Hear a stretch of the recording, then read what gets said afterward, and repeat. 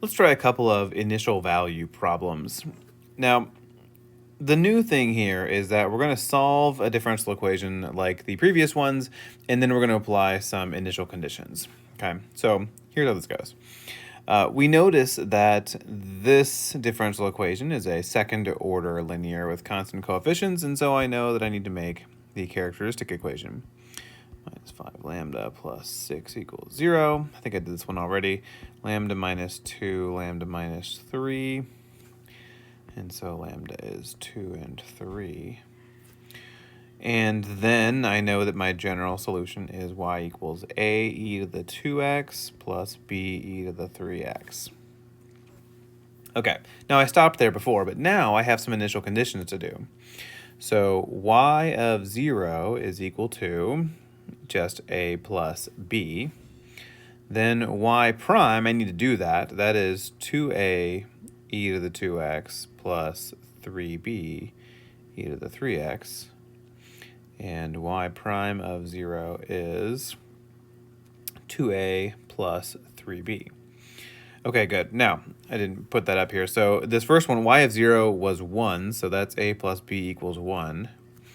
And y prime of 0 is 5, so I have 2a plus 3b equals 5. Again, I hope that you can see now why we covered all of that linear algebra. It's because we're going to need it over and over again. So I have the system a plus b equals 1, and 2a plus 3b equals 5. What do? You put stuff in a matrix, and you let your calculator solve it. Let me just push some buttons. And I push some buttons, and it row reduces to 1, 0, 0, 1, and let me look, negative 2, 3. So this means that a is negative 2 and b is positive 3, which means that the particular solution is y equals negative 2, not a, negative 2e to the 2x plus 3e to the 3x. And there we go.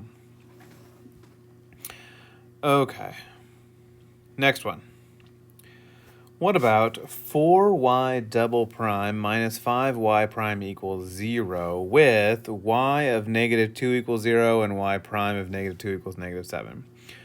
Okay, well, the first thing is, this is a second order linear with constant coefficients. This one actually is reducible if you wanted to try to do it the reducible way. Although you'll see that the reducible way will just give me exactly this. So I can do my characteristic equation here. So 4 lambda squared minus 5 lambda equals 0. Now be careful that you don't get too fancy on this. Just factor out the lambda. 4 lambda minus 5. And I get lambda equals 0 and 5 fourths. So what does lambda equals 0 give us? Well, that is y equals a e to the 0x plus b e to the 5 fourths x. E to the 0x is just 1, so my general solution is a plus b e to the 5 fourths x. All right, so there's the first weird thing on this problem. The next thing, maybe you already noticed this, but this kind of makes you cry a little bit. Like, we really like having 0 to plug in, and we really don't like having that. However, maybe a little bit of silver lining here. Y of negative 2 is just a plus b e to the 5 fourths times negative 2. And that's 0. And y prime is just 5 fourths b e to the 5 fourths x, which means I'll be able to just solve for b. I don't need any matrix for this because I can just do it by inspection. So y prime of negative 2 is 5 fourths negative 2 e to the 5 fourths times negative 2. And that's negative 7. So this is a really sucky fraction. That's okay. I left off my b. Oh, I wrote the wrong thing in there. That's not a negative 2, that's a b. Okay, so I have b is equal to -7 times 4/5 times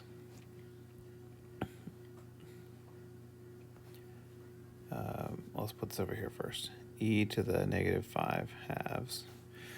So b is -28 over 5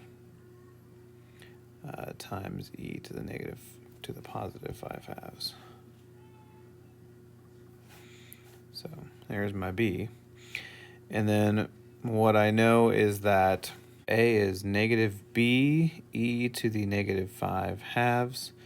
We plug in b in there, so b is -28/5 e to the +5/2, e to the -5/2. That's convenient. And so a is just 28/5. Okay, so then my particular solution is this fairly terrible thing, 28/5. Hopefully I got all these subtraction signs right. 28/5 plus -28/5 e to the -5/2 e to the -5/4 x. Fun. Okay. Let's try another one. This one here. All right. I have a second order linear with constant coefficients, so I just need to solve lambda squared minus 8 lambda plus 17 equals 0. Oh, good. I have zeros to plug in this time, so that's going to make my life a little bit better. Does this factor? Well, 17 is prime, so no. All right, so let's go with the quadratic formula here.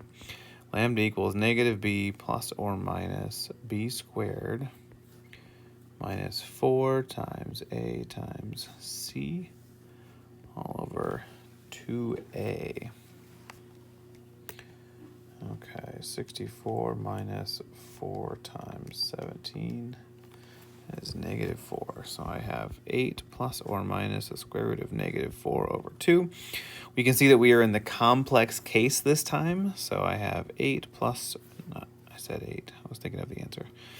8 plus or minus 2i over 2, which is 4 plus or minus I. So here the alpha is a 4 and the beta is 1.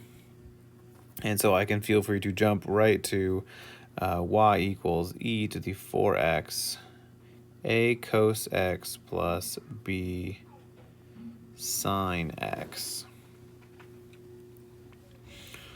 All right.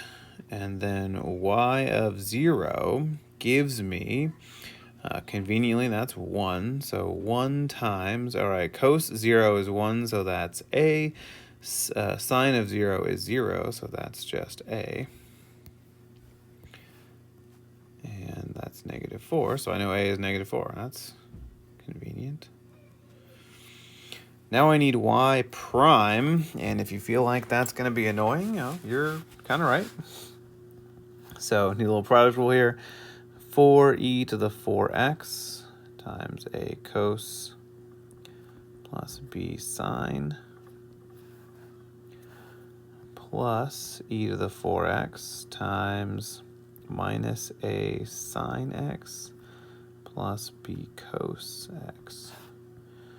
Plug in 0, and we get 4 times, all right, the cos is 1 and the sine goes away, so I get 4a plus, plug in 0, we get 1, that goes away, and I get plus 1b.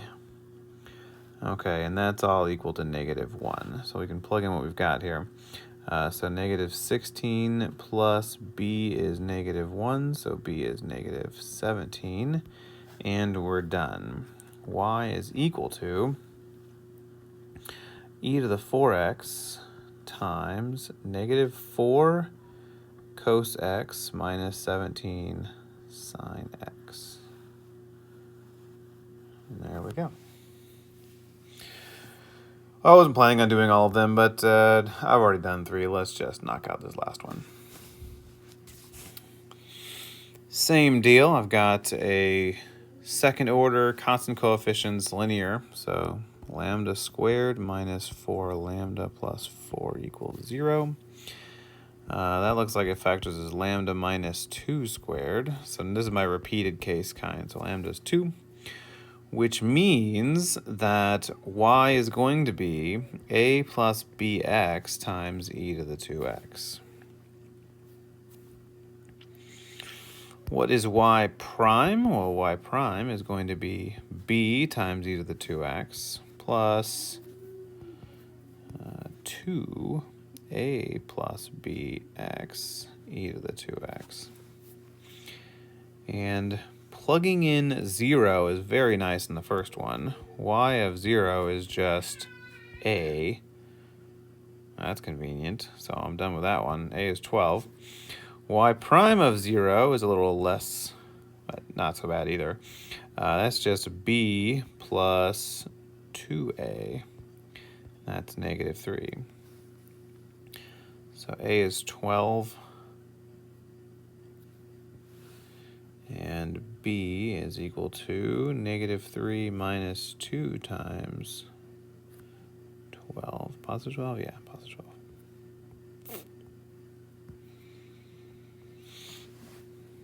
So that gives me negative 3 minus 24, negative 27.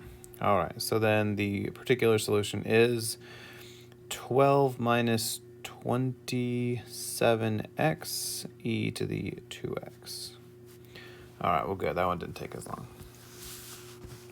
All right, so now we know how to do initial value problems with these things as well. And we have one last thing to clean up in this section, and we'll handle that in the next video. I'll see you then.